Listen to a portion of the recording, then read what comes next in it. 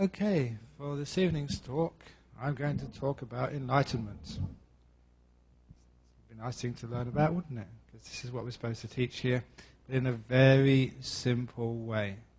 But be careful, because simplicity is always very profound. I'm going to base this evening's talk on a saying of the Buddha, which is like, enlightenment is the highest, the ultimate happiness.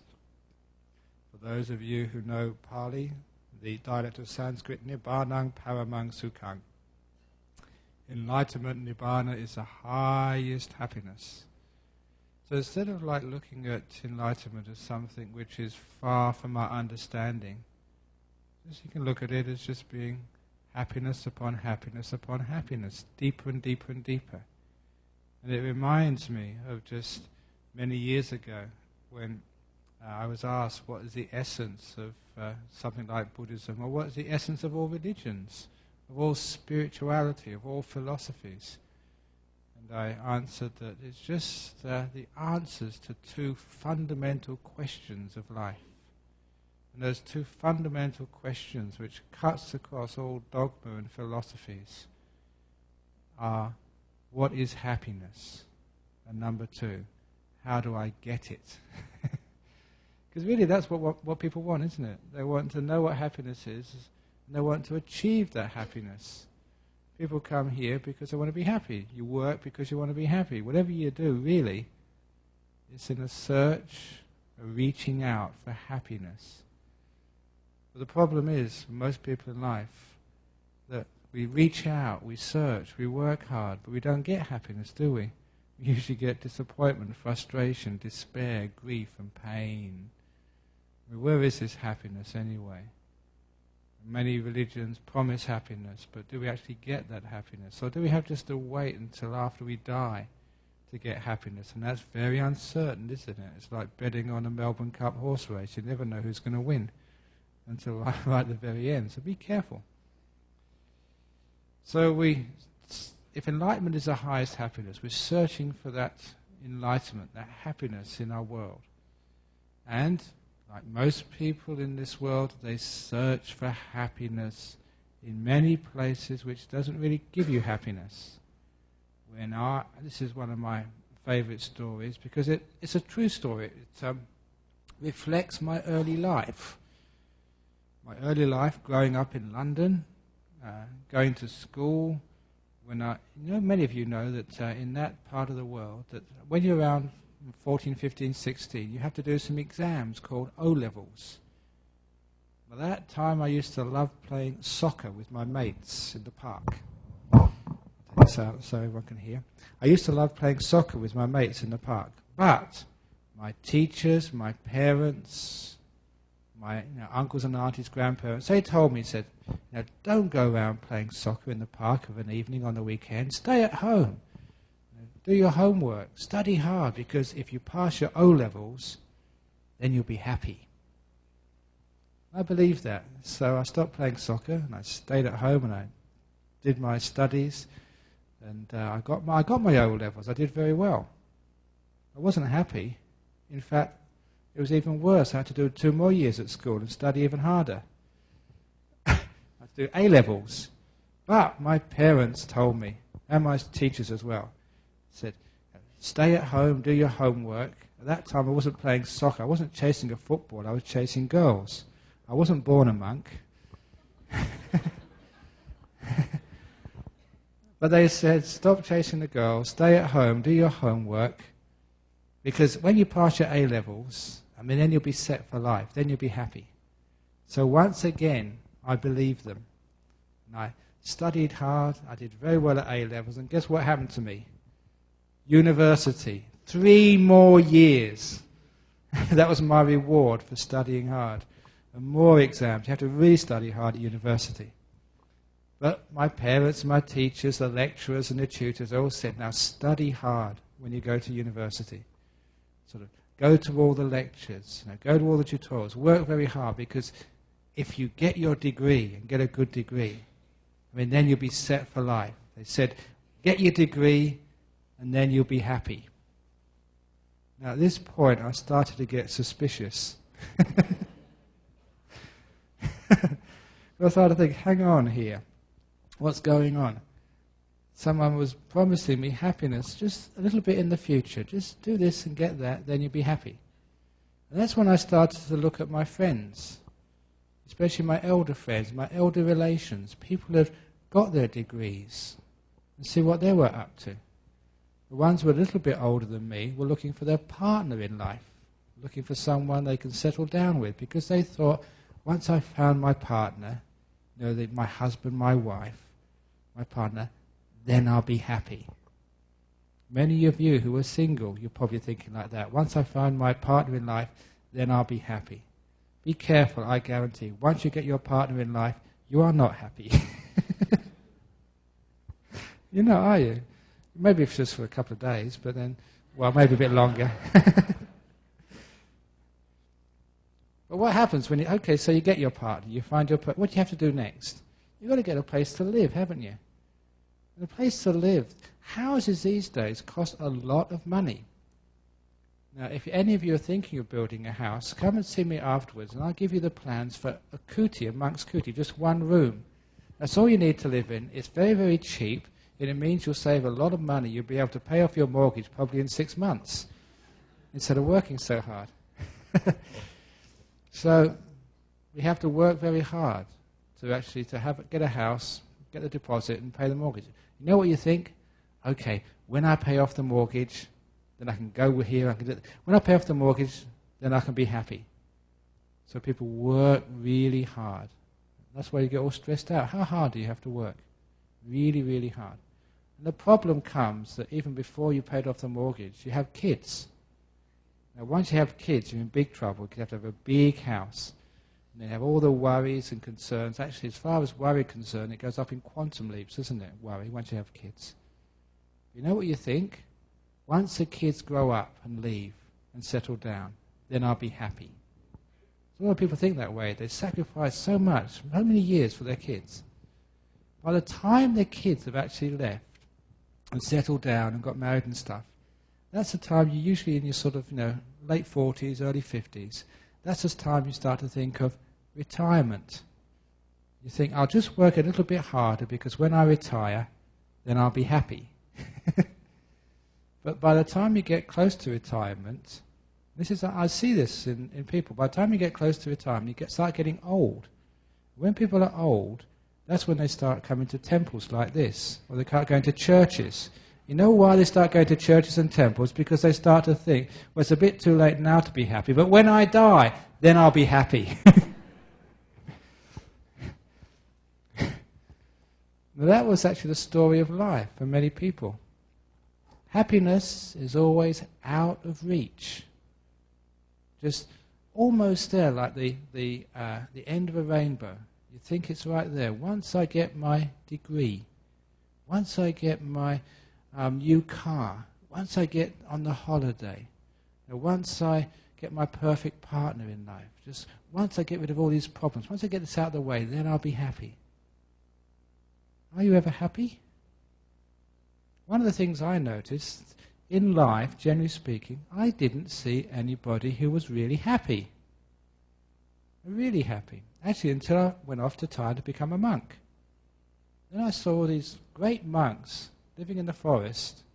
They didn't have TVs and cars. They didn't have wives and children. They were as happy as can be. They were the happiest people I ever saw. And so I thought, well, if I'm searching for happiness, if enlightenment is the highest happiness, I want to actually sort of see some evidence. And actually you saw it with these great enlightened monks and nuns. Why were they happy? One of the strangest things about their happiness was they weren't searching for something in the future. They weren't saying that when I get something else, then I'll be happy.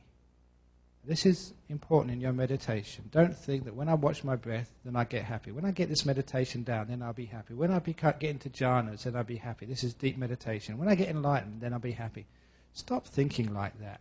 That's just like thinking in the world. You never get happy that way. There was another way of doing things, because I saw all these monks and nuns. They had nothing. And they were happy. Why? A lot of times it is because we don't understand what real happiness is. The first thing which I noticed is that you don't have to be wealthy to be happy. This was, again, a little story. When I first went to Thailand, northeast Thailand, this was very close to the border between Cambodia and Laos. Not the north of Thailand, that's in Chiang Mai, the northeast of Thailand. It was a very poor part of the world. No one used to go up there. It was flat, uninteresting. Nothing was there except great monks. That's the only thing it was known for. But one of the things I saw in the simple villages where they didn't have any televisions or electricity, I saw there were very, very happy people. You're supposed to be poor. You're supposed to be undeveloped. You're supposed to be almost uncivilized. But they were happy. Now it's been developed. Now it's civilized. Now electricity is there. They're nowhere near as happy as they were before. For example, I remember just one evening, just maybe I'd been up in northeast Thailand for about 2 months or 3 months, and it was time to do a little ceremony in the local village in the evening. And together with a few other monks, so we walked from the monastery in the forest, only about 2 kilometers, through the paddy fields at night and into the village. And as we walked into the village, there was no electricity. It was dark, except for the light of small kerosene lamps in each house. Now I have to describe the houses in those days to you. The houses were built on stilts. There was like an underground to each house. They didn't park their car underground. They had no cars. They parked their water buffalo. There'd always be about 2 or 3 water buffalo underneath the house. And upstairs would be where the family lived. And as I walked, I remember it very clearly, as I walked into the village, I saw in the open upstairs, open area, to the light of a very small oil lamp, they actually used a piece of cloth which they stuck through the top of a toothpaste tube. You know the small opening of a toothpaste tube? That was just enough to put a wick through. It was just recycling, just ordinary things. And I saw the whole family just sitting round there. There were kids who were maybe 1 or 2 years of age, 3, 6, 8, 10. There were the young teenagers, there was the parents, there was the uncles, there were grandparents and great-grandparents. Usually families of about 18 or 20 in each house. And they were talking to each other, telling stories, sometimes ghost stories, like Ajahn Brahmavamso talks here, and other stories. And they've been doing this every night of their lives. And straight away there was something very beautiful there which I'd never seen in my house, where we would watch the television and we would argue over which channel we have to have on. Here they were telling stories together. It was something which showed me that what happiness truly is, one degree of happiness. That friendship, that togetherness, that sharing, which we've lost in our insular society. So this is one of the first indications of what true happiness is. The friendship, the being together, the listening together, the laughing together which we have. It's important, even in a Buddhist society like this, in trying to create those feelings of a family, those feelings of being together, those feelings of friendship here, which is why we have reception areas after the talk. I remember very clearly some of the Buddhist societies which I used to patronize as a young student. Sometimes we'd go there, we'd listen to a talk, maybe meditate, and when it was all over, we'd all go home. We never knew each other. And we never could support each other and help each other. One of the wonderful things which creates happiness is supporting each other, being kind to each other. Now, when we are kind to each other and supporting each other, it doesn't mean that you all go out to help somebody else. Lots of people want to help somebody else, but no one wants to be helped. So there's a lot of kind people out here looking for somebody to be kind to. So sometimes we have to put our hands up and say, I volunteer to be kind to. That's why I'm a monk. I'm so helpless. I'm not allowed to cook. I'm not allowed to feed myself. Even I'm not allowed to sort of go and get some tea from the cupboard. People have to do that for me. So I put my hand up and say, help. Be kind to me. I'm so helpless. I can't drive a car. I'm not allowed to do that. If I need to go anywhere, people have to go and take me. You know that people enjoy doing that? They enjoy looking after me. And I enjoyed being looked after. What we're saying here is that to be kind to other people, we also have to allow other people to be kind to us. That's an important ingredient in happiness. So don't be just so independent. Don't go around and saying, I don't need you. Don't go saying, I can do it all by myself. Because if you do that, you'll start to be lonely. And we'll start to live alone. That's why, as a monk, if I can do the job better, if I can make the cup of tea better, it doesn't matter. I'll let someone else make it for me because it makes them feel happy. So in your home, allow yourself to be looked after. One of the great benefits of sickness is that you can't look after yourself.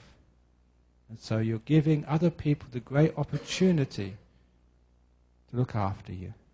Isn't that nice? That's why that if you are sick and other people look after you, it's one of the wonderful experiences of your life. Because you see the kindness in other people. And people like looking after you. It's fun looking after other people. I had to learn this the hard way as a young monk. One of the things which we had to do was to look after our teacher. This is like the Asian custom of looking after your parents, looking after your teacher. My teacher was Ajahn Chah. He had lots of people to look after him. So straight away, when I was a young monk, I thought I didn't need to look after him because everyone else was looking after him.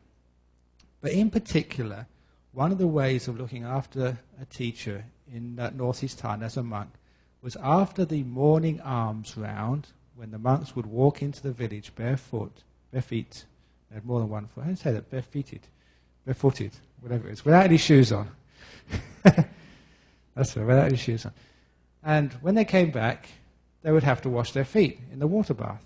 And it was a monk's job actually to go out and help wash your teacher's feet. Now, when I first saw this, I couldn't believe my eyes. When Ajahn Chah came back, he only had 2 feet, but about 20 monks rushed out to wash them. They could only get half a toe each.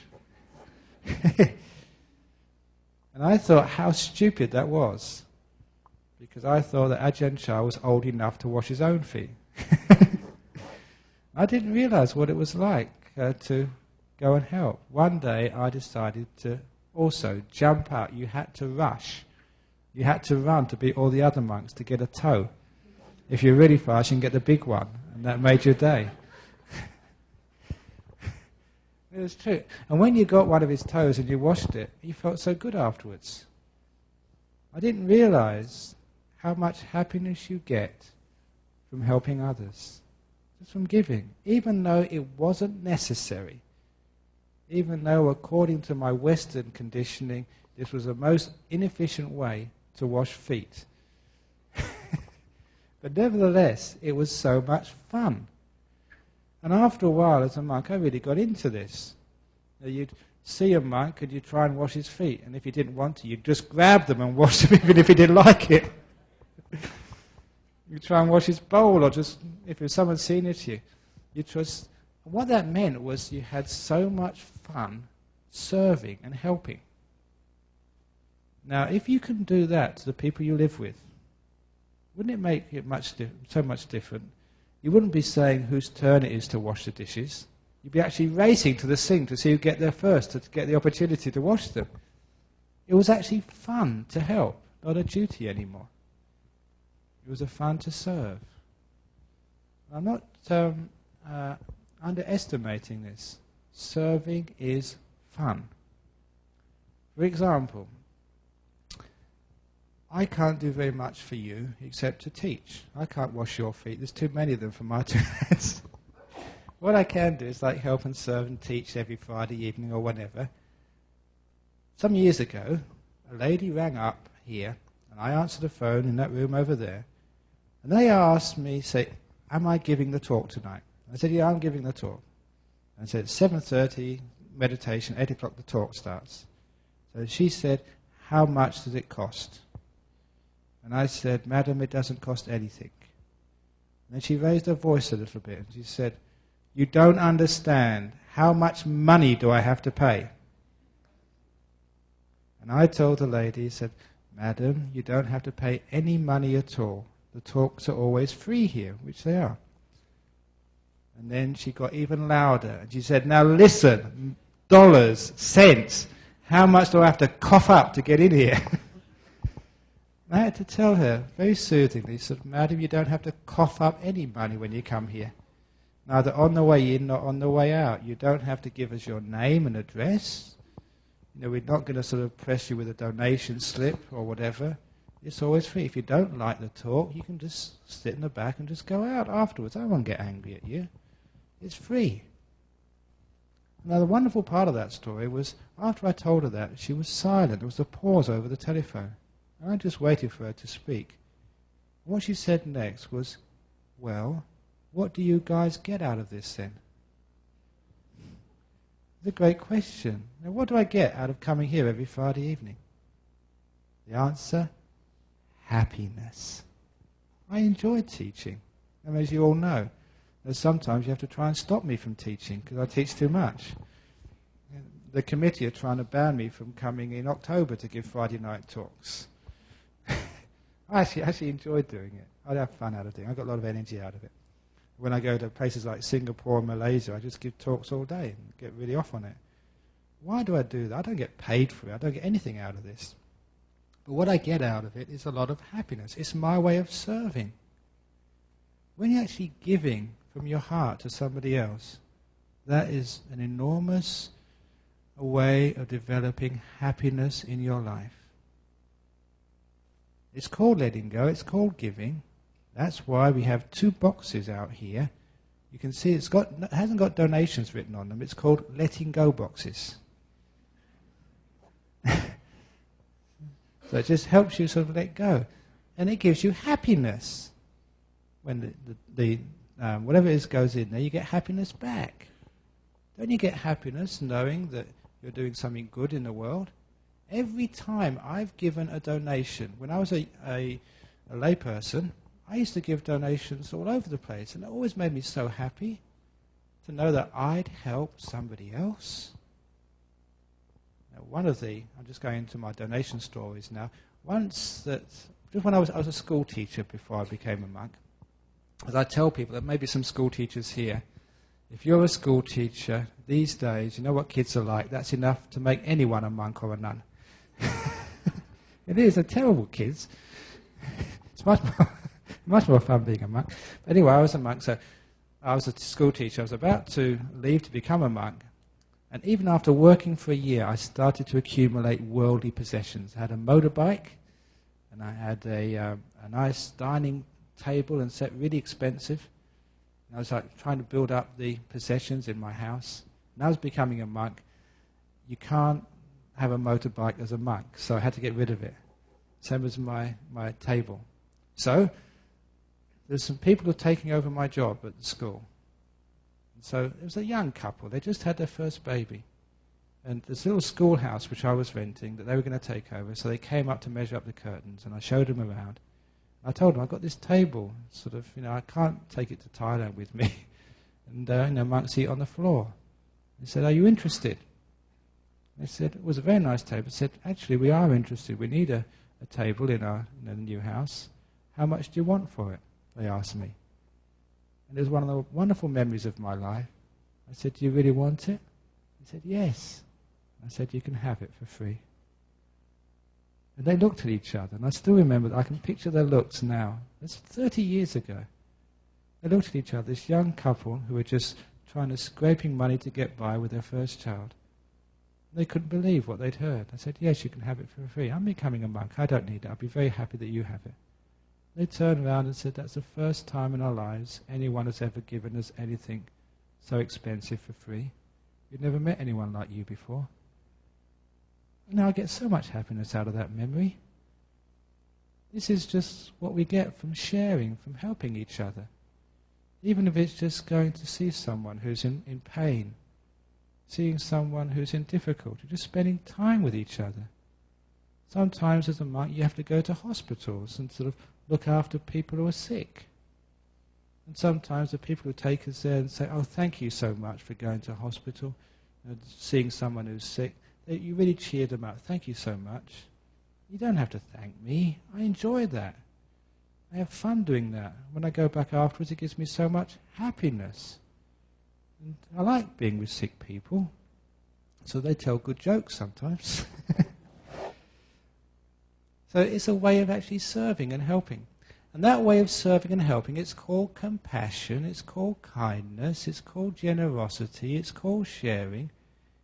It's one of the first ways of developing happiness. It's on the way to enlightenment.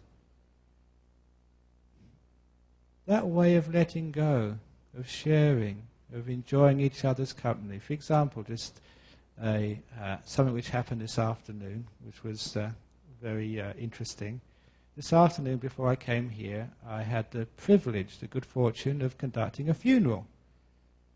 And when I went to do some business afterwards, and people said, had you had a busy day? And I said, yeah, I went to a funeral. And they said, oh, I'm terribly sorry. What do you mean terribly sorry? I enjoyed myself. I have fun at funerals. Funerals are good fun. I enjoy going to funerals. So if you have any funerals you want me to go to, please let me know so I can have good fun again. Why do people think that funerals are sad? I actually try and make the funerals a happy occasions, or at least meaningful occasions. So I gave a lot of the stories you've probably heard here before. And it was a Buddhist funeral, but after doing the little service, they had a burial. And at the end of the burial, at the actual service in the chapel, I kept people very sort of happy. They laughed a couple of times, the way I told stories. And they were enjoying it in a meaningful way.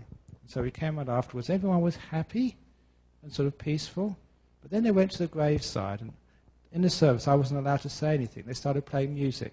And they played the most stupid music, just really emotional and sort of sad and morbid. And they started crying.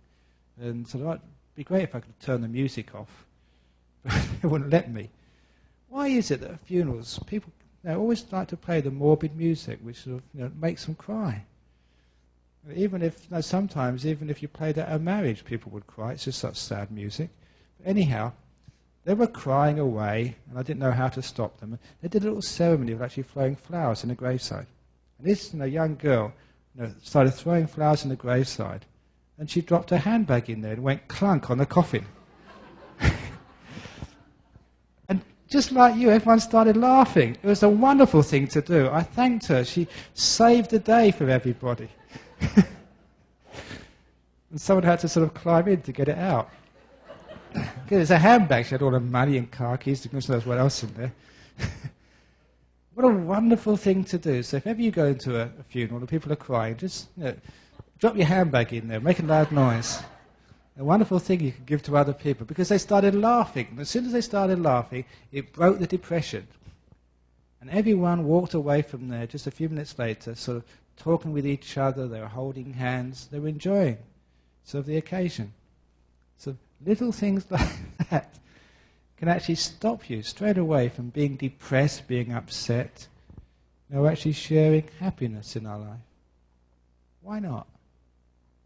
Because when we let go of the bad things, the negative parts of life, we can actually start to look at the good things in life. It's another way of sharing and letting go, which is the way to be happy. As we get to understand this path of happiness, the sharing compassion, which you're getting the meaning of, the more I talk like this here, the way to nibbana, enlightenment, you find that happiness means like being a good person. You're generous with your resources, you share things, you care for people, you spend time just washing each other's feet or washing their dishes, you just run to wash. It doesn't matter whose turn it is. I just want to do it. I put my hand up. I'll do it first. And you look after people when they're sick, and you have people looking after you when you're sick, and you start to laugh at funerals. You enjoy helping and serving people. What you're actually doing, you're being a good person. That's a definition of being a good person. And you are understanding one of the greatest misunderstandings in our modern society, that to be good is having a happy time. Several years ago, something really shocked me. I was teaching a retreat in Safety Bay, where we do our weekend retreats. And those of you who go to those wonderful retreats in Safety Bay, they're in like a Catholic convent. And, an old convent. They use it as a retreat centre now. And it's next to a church. And one Sunday, while I was waiting in the interview room for the next person to come in, I looked out of the window. The church service had just finished. And there were these two men who were just going home. They were shaking hands, and they were sort of parting. And one said to the other, "Be good." And the other one said, "No, that's no fun." And I thought that for many people in the world, they actually believe that. If you're good, if you're a wowser, then you're not having fun anymore. Anyone who sort of keeps rules and keeps precepts and keeps virtue, then they're not having fun. If you want to have fun, you've got to be naughty. But the opposite is true. That if one actually starts to be a good person, it's enormous fun and joy. That's what is one of the benefits of keeping precepts. The benefits of keeping 5 precepts. The benefit of keeping the 227 precepts as a monk. There's so many things I can't do as a monk. And it's so much fun not doing them. So many things I can't do. I've got this rule for that and that rule for this. Sometimes people would think that would be impossible to live a life like that. You've always got to be worried about what you're not doing and what you are doing, and when you can eat food and what you can eat and how you're supposed to speak and how you're supposed to sit and all this. But actually the opposite is true, that the more rules you keep, actually the happier you are. And the proof of the pudding is looking at the monks and the nuns we have in Perth. Now, are they really sourpusses? Are they miserable, frustrated men or women? Have a look at that. We're having a good time, aren't we? That's why I keep on saying we are good time monks. Sister Wayama's a good time nun. Having a good time. Now that's quite challenging. I just mentioned this story to someone as we came in. Some years ago, I was visiting my mother in England, and there was a ceremony. One of my fellow monks, who was also in Thailand for many years, he was working in the prisons in England, and he managed to get permission from the Home Office in England to have a big Buddha statue installed in the grounds of one of the open prisons. And the prisoners made a nice little grove. They called it a Buddha grove. And the superintendent of the prison was very happy to have this here, because even though that most people weren't Buddhists, just like the symbol of a Buddha was a symbol of peace, a symbol of compassion. It didn't matter what religion you are, the symbol was very powerful. There was a grove of peace and quiet in the prison grounds, where any prisoners who were having any difficulties, any depression, any anger or whatever, they could just go there and hang out and be at peace. And just a few moments of peace was so well understood to be therapeutic, to solve many problems, that the superintendent of the prison and the prison officers and all the authorities were more than happy to allow that Buddha statue, quite a big one, to be put in the prison, and a few of the prisoners made a nice little garden and a bit of brickwork that made it look very, very nice. Now there are actually many Buddha groves in the prisons in England. And when we had the first one, because I was in England at the time visiting my mum, I was invited to come along for the celebration. And it was in the evening time. I had lots of actually Thai people and Sri Lankan people and other Buddhists there, laid on a nice feast for the prisoners afterwards. But before we did had the feast, we did a little Buddhist ceremony, just like we do here on Wesak, a circumambulation. We went round 3 times with candles, incense and flowers. Being a monk, I was up the front there somewhere. And I got so happy just to know there was like a Buddha statue in a prison, that we were helping people who were really suffering in the world and creating suffering for others. We're actually doing something very important. And as I was circling round and round, it was such a wonderful evening, I started smiling more and more. I was getting so happy. And as in many of these occasions, there were some of the prisoners were joining in, but most of the prisoners were just standing outside, just watching what was going on. And I caught out of the corner of my eye two of these prisoners. They were looking at me, had this huge smile on my face. I was so happy. And I heard them say, that guy over there, he's on the gear. They thought I was on drugs. They really did. And these were prisoners who were experts in this field. And I wasn't on drugs. I was just so happy, so high. And it was a case to know that you don't have to be drunk to be happy. You don't have to be high on drugs to be happy. I was just high on goodness, high on inspiration, high on sort of what was happening there. Isn't that wonderful to be inspired and get that happiness from deep inspiration of goodness? That's why, actually, this is a bit of a plug for the Australian. For 6 months, I did nothing. I was on my retreat, never spoke to anybody, never saw anybody, never gave any talks. I did nothing for anybody for 6 months. I had a great time myself. And the Australian newspapers found out about this, did an article today, sent a photographer down. It's supposed to be in tomorrow's Australian. Monk does nothing.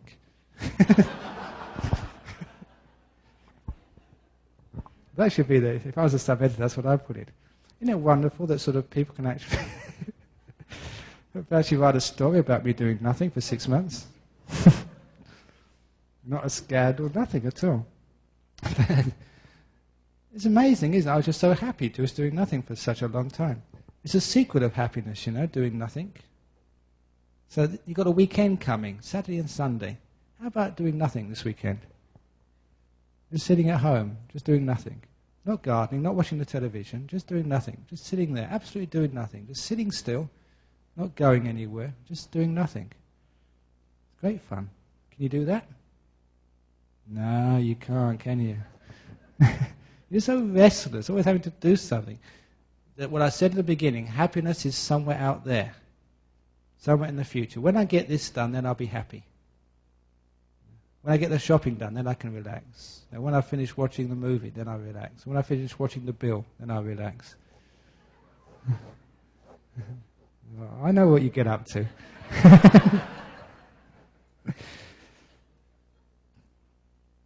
Why not just do nothing?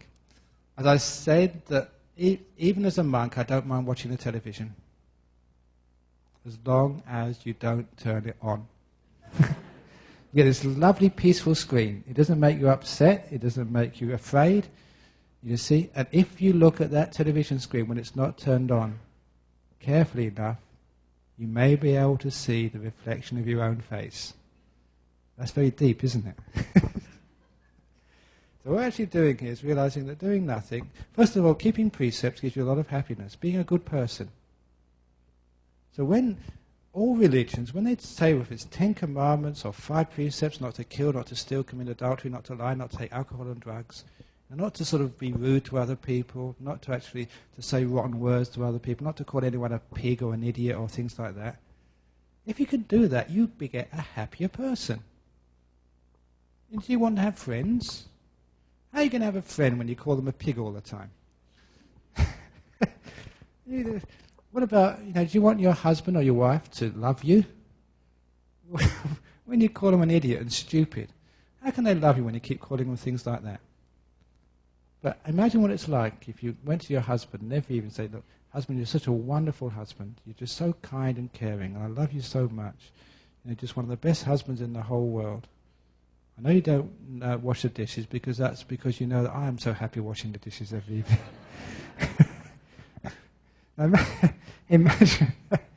Imagine that you sort of said nice things like that. Would your husband love you? Would your wife love you? Would your kids love you and be kind to you? Praise gets you a long way. I'm an abbot of a monastery. In my monastery this year, I just counted them last night, there's 17 other monks. We've got 18 monks. We've got 10 lay people staying there. We've got 28 people staying in close quarters together for 3 months, not going anywhere. You know how I get them to do what I want? I'm always kind to them. Always praise them. They do a little thing and I say, oh, well done, that's a wonderful thing you did. Even if I have to cross my fingers behind my back when I say so.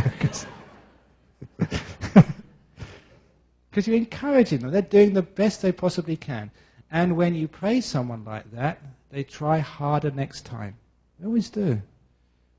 So when they make some food for you, I always say, that's wonderful, that's delicious. Because I know if I don't say that, the next meal will be even worse. It's true. Praise gets you a long way. It's part of happiness. You feel good giving praise. I like praising people because they smile afterwards. And also, it encourages them to be better. Sometimes we think we've got to tell them off. If we tell them off, then they might try and be better.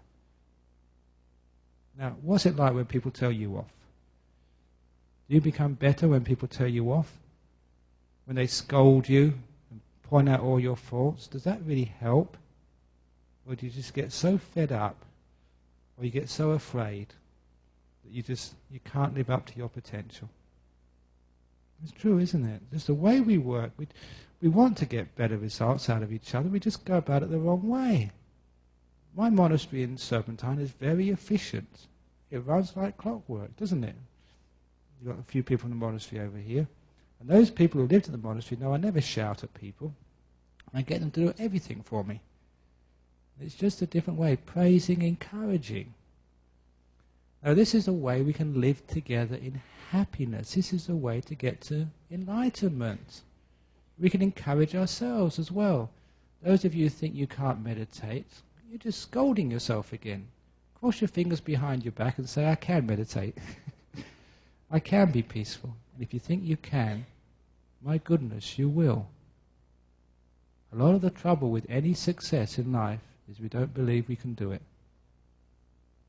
Whether it's meditation, whether it's enlightenment, whether it's being a monk or whatever, I have to spend a lot of time convincing young monks they can do it. And I convince them, and it works. They can do it. This is a way to get enlightened, to start to praise oneself, to start to build happiness in one's life. And as one keeps, say, precepts and be a good person, and praise oneself for being a good person. If you've had a good day, you've done good things, you've been kind, you've been generous, you've helped, you've served someone else, when you go to bed at night, always remember what you've done, all the good things you've done. When you remember all the good things you've done at night time, you will sleep very peacefully. And you'll have happy dreams. If you start remembering all the rotten things which have happened today, then you'd hardly sleep well at all. If you do sleep, you'll have bad dreams and you won't wake up rested. How many people are stressed because they don't sleep well at night? So this is how to sleep well at night. Just do good and remember it afterwards. That's the same when people die. If they remember all their good deeds they've done, in traditional Buddhism this is recalling all your good karma. It doesn't have to be a Buddhist, whatever person you are, if you've done good, when you die, remember that. Recall all of that. You'll die happily and you'll get a really good rebirth. And this is a way to develop happiness. As one develops more and more, one starts to realize that the whole idea of virtue is being a good person, being kind, being generous, giving yourself away to others. Sharing, just a letting go box at the back. Virtue is letting go. You know what virtue really means? Someone reminded me of this. I told it many years ago. Sometimes we say 5 precepts. Sometimes we say 10 commandments. Sometimes we say 227 rules for a monk. These days, it's so hard to even remember 5 precepts. That's why I say if you can't keep 5 precepts, keep 2 precepts. You know what those 2 precepts are? Don't do anything which hurts another. That's precept number 1. Precept number 2, don't do anything which hurts yourself. Precept number 2. If you keep those precepts, you keep them well, they go all the way to enlightenment. Don't do anything which hurts another person. Don't go shouting at somebody else, that hurts them. Don't go hitting them, don't go stealing, don't go committing adultery. That hurts other people. Even like taking drugs, that hurts others. People think, oh, it's my body, I can do what I like. People care about you. Even if you think you're lonely, I care about you, even if I don't know you. The nurses care about you. So if you hurt yourself, I hurt. Your friends hurt. And people care.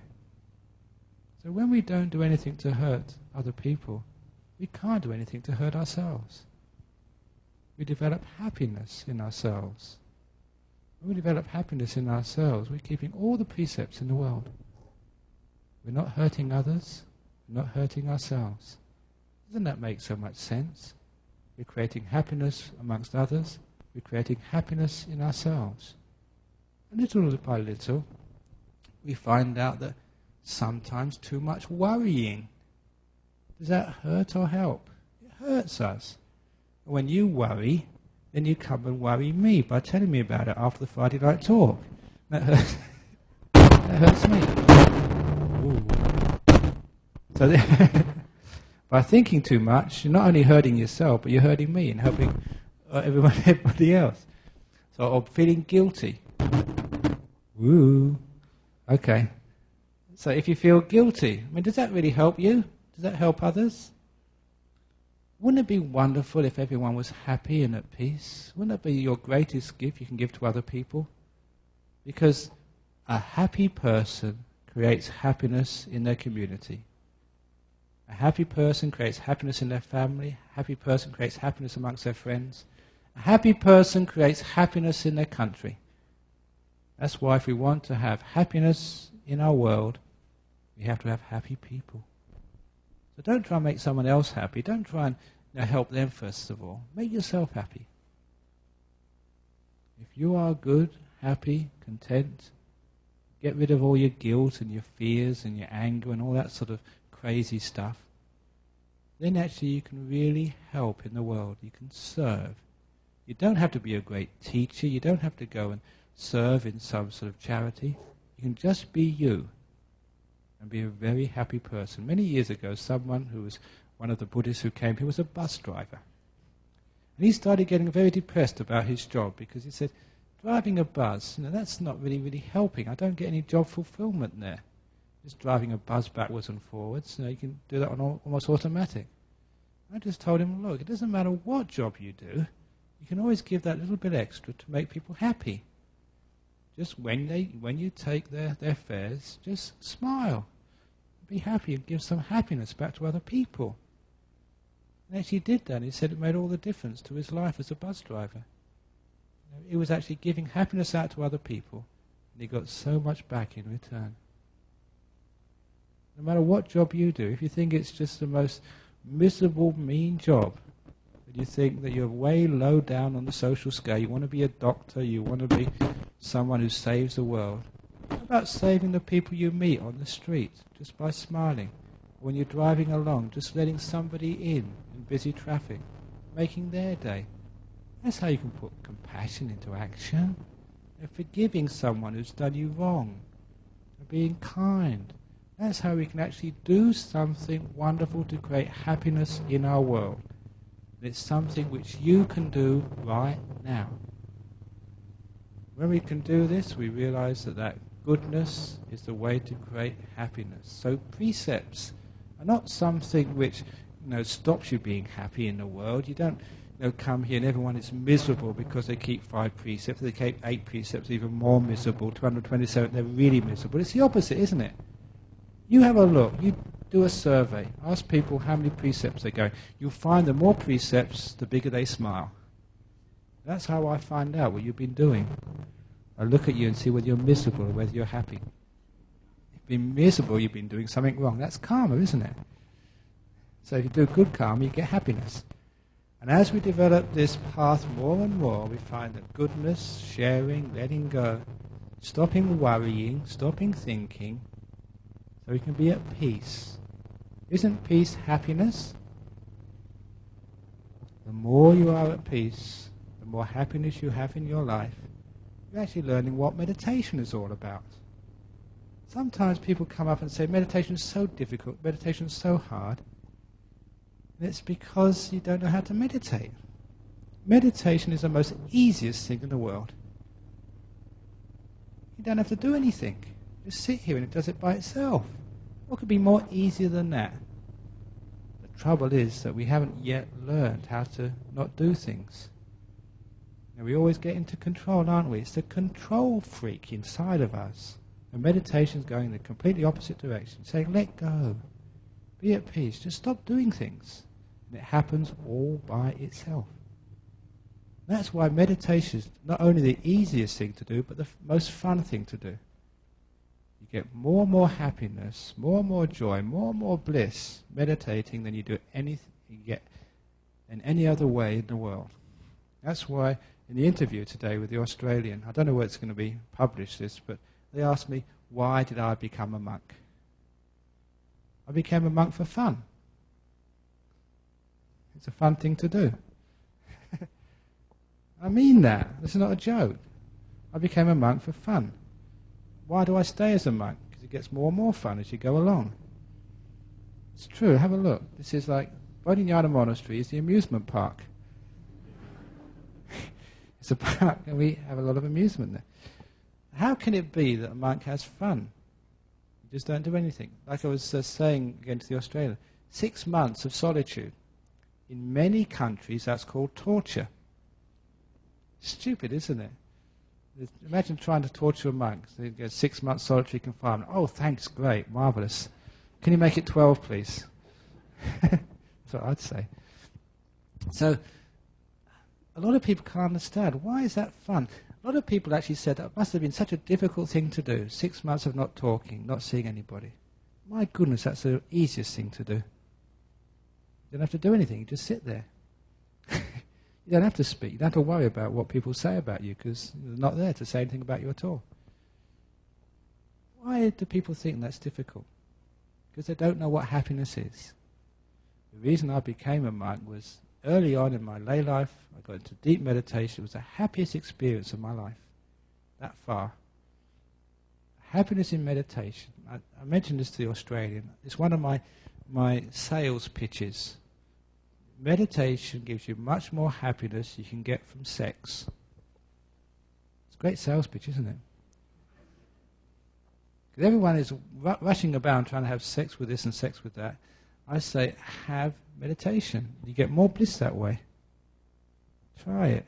This is my experience. This is what happens. People want to have happiness. Once you get into the deep meditations, you get huge happinesses. You're getting close to Nibbana.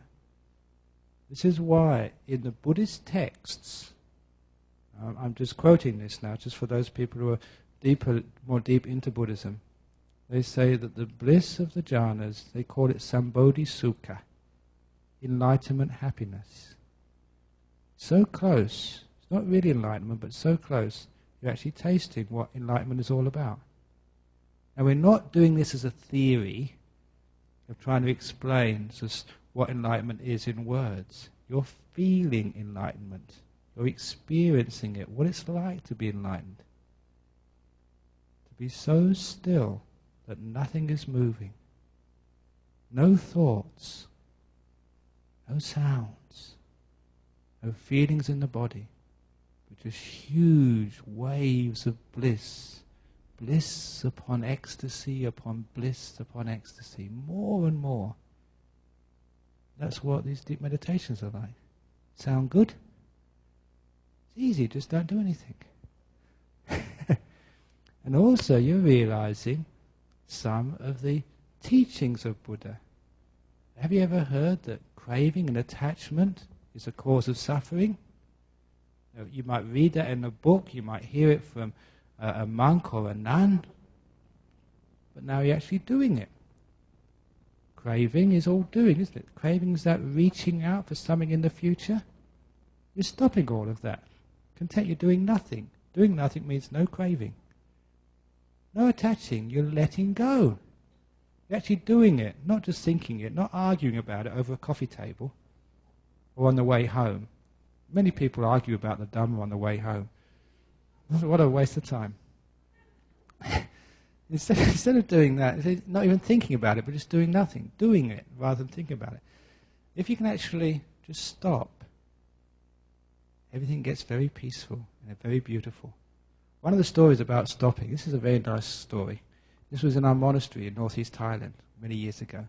Ajahn Chah, a teacher, he used to be very eccentric. When he started a talk, you never knew when it was going to stop. Sometimes it would go on all night, 8, 9, 10 hours. And as a monk, you had to sit there. There's no toilet breaks or anything. You just have to sit there and just endure. This one time, he started giving a talk, and it wasn't a good talk at all. It was a hopeless talk, just about all sorts of things, really boring. I think he did it on purpose. And there was this novice, this small, you've seen this like in Asian countries, sometimes these young kids ordained as monks, and they're tiny fellows. And of course they weren't really all that interested in sort of these talks, but he had to sit there. And this little novice was getting more and more upset and more angry. After the first hour, 2 hours, he wanted to go to sleep. It was late at night. He wanted to go back to his hut. And Ajahn Chah kept on talking. And he kept on thinking. When is this monk going to stop? When is he going to stop? Doesn't he know I'm tired? When is he going to stop? He kept on thinking like this for a couple of hours. When is this monk going to stop?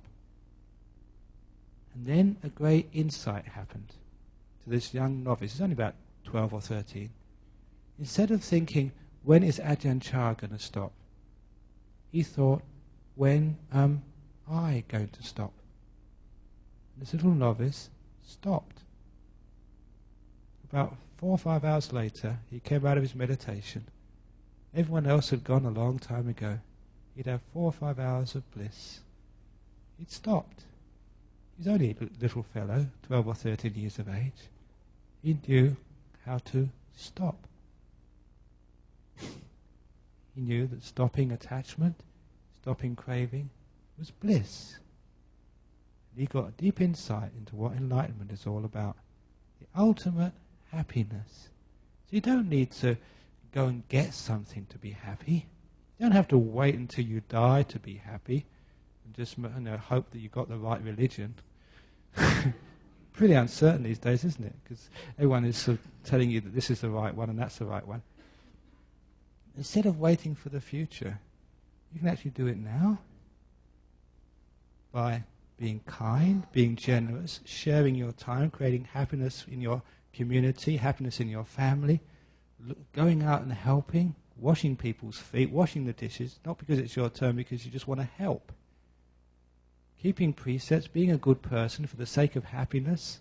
You keep these precepts because it's good fun to do so. You don't call each other pigs because it's much more fun to call each other, you're a wonderful person, I really appreciate you. Thank you for being my friend. It's much more fun doing that. Sharing, keeping precepts, being good, learning how to meditate, letting go. It's fun. And you get closer and closer to happiness, closer and closer to enlightenment until you stop altogether. When you stop altogether, then you understand the profound teachings of the Buddha, of all sort of enlightened, holy people in the world. You don't need anything to be happy. The less you have, the more you can stop. Not thinking, not wanting. And there you find everything you ever wanted in your life. The greatest bliss. Stop. Which is a great place to stop. So thank you for listening this evening to my talk on enlightenment, happiness, stopping, and all of that.